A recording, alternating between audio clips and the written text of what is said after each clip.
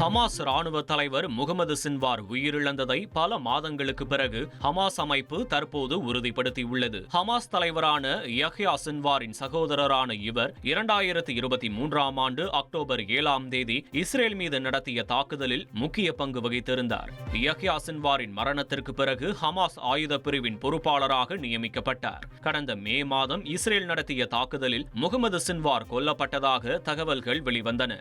இந்த தகவலை ஹமாஸ் தற்போது உறுதிப்படுத்தியது.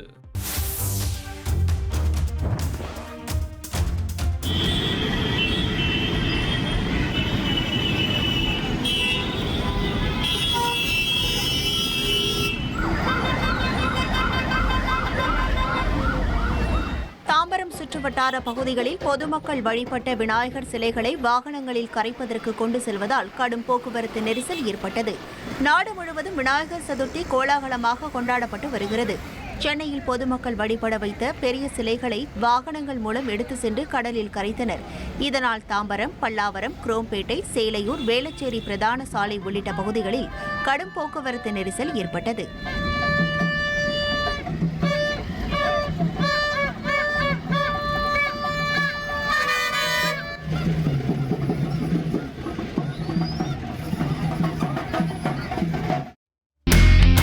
இனி செல்லும் இடமெல்லாம் செய்தி. தந்தி டிவியின் வாட்ஸ்அப் சேனலை ஃபாலோ பண்ணினா செல்ல இருக்கும் இடமெல்லாம் செய்தி.